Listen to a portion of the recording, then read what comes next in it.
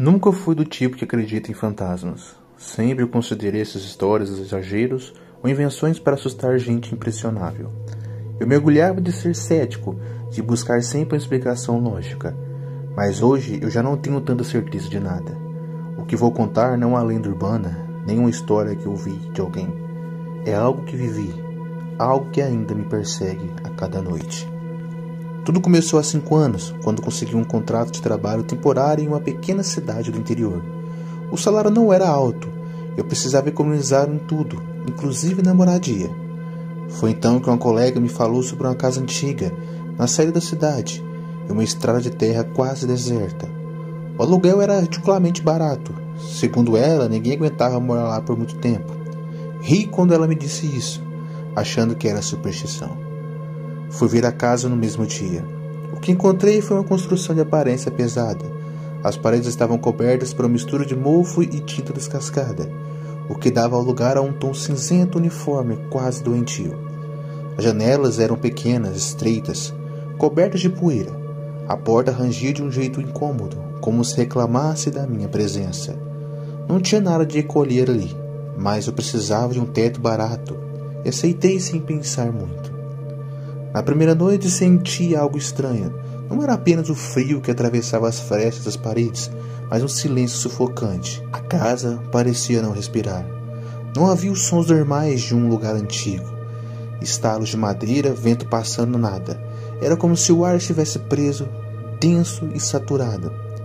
Tentei ignorar e me convenci de que era apenas impressão. Acordei de madrugada com a sensação de estar sendo observado. Abri os olhos e vi, por um instante, uma sombra parada perto da porta do quarto. Era alta, imóvel. Quando pisquei, desapareceu. Passei o resto da noite acordado, tentando me convencer de que era só cansaço. Nos dias seguintes, a estranheza aumentou. Objetos mudavam de lugar sem explicação. A porta do armário da cozinha se abria sozinha. O relógio da sala atravessava constantemente, mesmo com pilhas novas. E o espelho do banheiro, toda vez que eu passava diante dele, sentia que havia alguém atrás de mim. Eu via um vulto, quase sempre imóvel, parado no canto do reflexo. Mas quando me virava, não havia nada. A terceira noite foi pior. Eu estava quase dormindo quando ouvi passos no corredor. Eram pesados, arrastados, e vinham na minha direção. Peguei a lanterna, o coração disparado, e iluminei o chão. Havia pegadas úmidas, como se alguém tivesse caminhado descalço, partindo da porta de entrada até o fim do corredor. O detalhe perturbador era que não havia sinal de água em nenhum lugar. Não chovia, as marcas simplesmente estavam ali. Segui até a sala e, por um instante, juro que vi uma pessoa parada de frente para a parede, imóvel, como se fosse parte dela. A luz da lanterna tremia nas minhas mãos. Pisquei e a figura desapareceu. No dia seguinte, contei isso a uma vizinha idosa. O rosto dela empalideceu.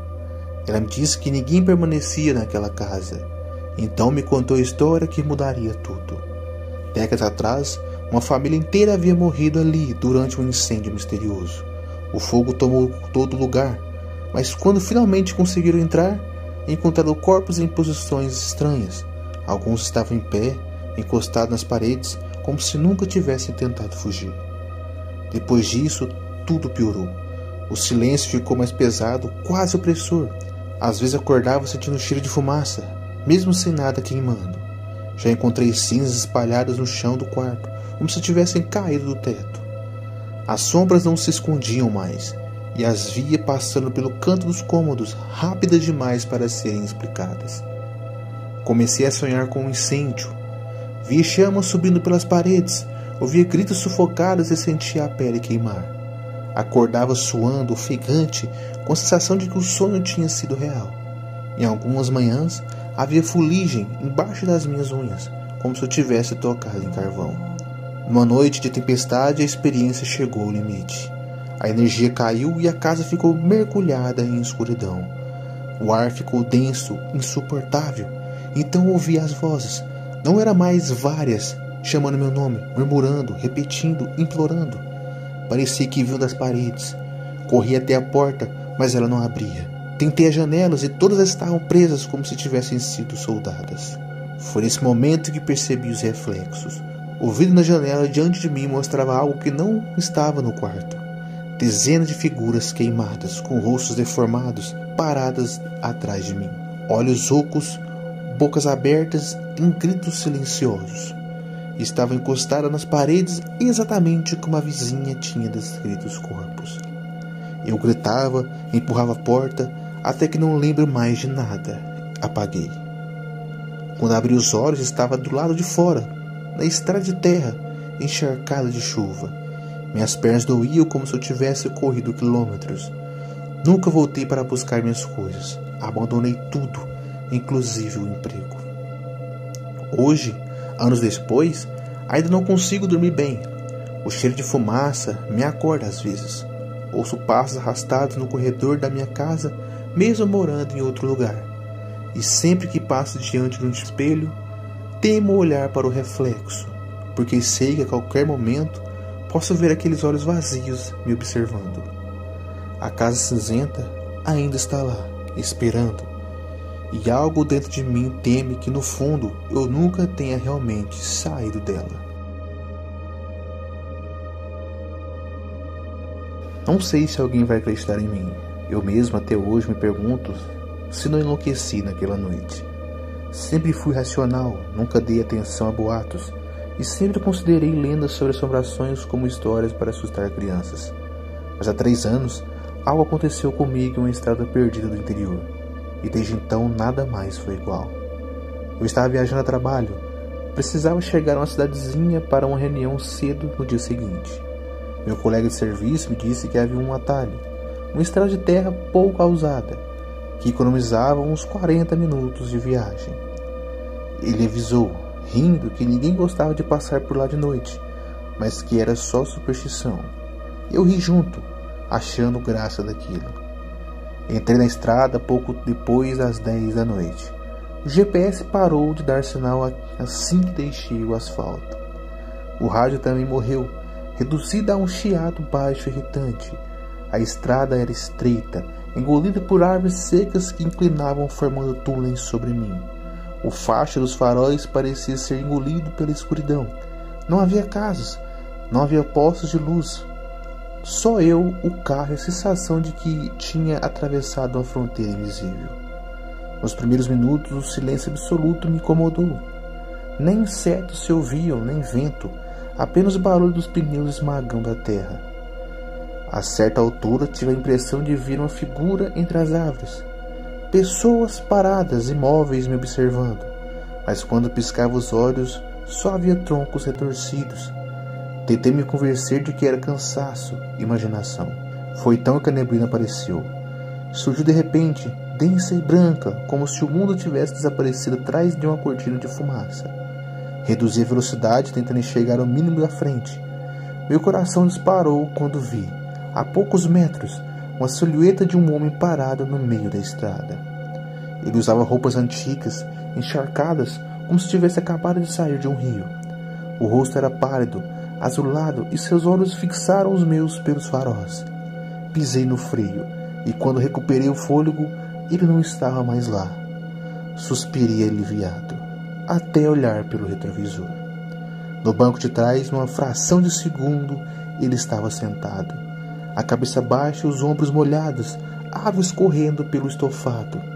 Girei bruscamente, não havia nada, mas o banco estava encharcado. Continuei tremendo, o tempo parecia não passar. Passei por uma curva fechada, com a árvore torta bem na beira da estrada. Reconheci a marca do tronco. Segui em frente, aliviado de ter um ponto de referência, mas uns minutos depois, lá estava a mesma curva, a mesma árvore torta. Achei que fosse coincidência, mas logo vi a terceira, a quarta vez. Eu estava preso em um ciclo. Na quarta volta, havia alguém encostado na árvore, uma mulher, vestido branco, sujo de lama, cabelos desgrenhados, cobrindo o rosto. Quando ela ergueu a cabeça, vi que não tinha olhos, apenas buracos escuros. Abriu a boca, um grito ensurdecedor atravessou o carro. Tapei os ouvidos, mas o som vinha de dentro de mim, vibrava nos ossos. Acelerei com todas essas forças. A estrada ficou povoada, Dezenas de figuras começaram a aparecer em árvores paradas observando. Homens, mulheres, crianças. Alguns cobertos de lama, outros queimados. Outros molhados como o primeiro homem. Rostos distorcidos, olhares vazios. Eles não se moviam, mas era como se esperassem que eu parasse. O rádio do carro ligou sozinho, o chiado aumentou, e no meio dele ouvi vozes, muitas vozes, murmuravam meu nome, suplicavam. Alguns choravam, outros gritavam, outros apenas repetiam, fica. As janelas embaraçadas, eu senti o ar refereito, como se a estrada tivesse sugado oxigênio. Olhei pelo retrovisor e quase perdi o controle do carro. O vidro traseiro estava coberto de rostos pressionados contra o vidro, deformados, bocas abertas em gritos silenciosos. Eram tantos que o carro parecia prestes a explodir. Eu gritava, chorava, acelerava, a estrada não acabava nunca. Até que a névoa se abriu por um instante e eu vi à frente um barranco. Pisei nos freios com tudo e quase derrapou e parei centímetros da ribanceira. O coração parecia que ia rasgar meu peito. No silêncio seguinte, ouvi algo. Um ranger metálico profundo vindo do fundo da ribanceira. Saí do carro contra todo o instinto e me aproximei. O nevoeiro se dissipava aos poucos, revelando uma forma escura lá embaixo, entre a lama e a vegetação. Um ônibus, virado de lado, a carcaça retorcida e as janelas quebradas. Entendi na hora. Aquele era o ônibus do qual já tinham me falado depois. Décadas atrás, ele despencou ali, cheio de passageiros. Ninguém sobreviveu. Dizem que o ônibus nunca fora retirado, engolido pela terra e pelo esquecimento. Dentro da carcaça, vi movimento. Rostos aparecendo nas janelas, pressionados contra o vidro estilhaçado, exatamente como no meu retrovisor. As vozes aumentaram, ecoando pelo barranco, chamando meu nome, implorando, um coro de desespero. Corri de volta para o carro. Quando bati a porta, o meu motor ligou sozinho. Os faróis iluminaram a estrada, que de repente parecia outra, como se eu tivesse sido cuspido de volta para a rodovia. Dirigi sem parar até alcançar um posto de gasolina. Estacionei, desci cambaleando. O frentista me olhou estranho e disse que eu estava coberto de lama. Desde aquela noite, algo me segue. Encontro marcas de pés descalços no tapete do carro. Já acordei com o rádio ligado sozinho, reproduzindo apenas o chiado daquela noite. Às vezes, no retrovisor, vejo vultos, mesmo quando estou parado no trânsito. O que mais me atormenta é o sonho recorrente. Nele estou dentro do ônibus. Vejo os passageiros, todos feridos, chorando, tentando sair, mas as portas não se abrem. As chamas tomam conta, a fumaça sufoca, e eu sinto os olhos deles queimando em mim, como se pedissem que eu fizesse algo. Sempre acordo com um cheiro de fumaça no quarto. Alguns moradores da região chamam aquele lugar de Estrada das Almas. Eles dizem que os mortos não descansam, porque nunca foram tirados dali, e eu sei que de algum jeito cruzei a fronteira deles. O que me assusta mais não é ter passado por lá, é a sensação de que não saí realmente.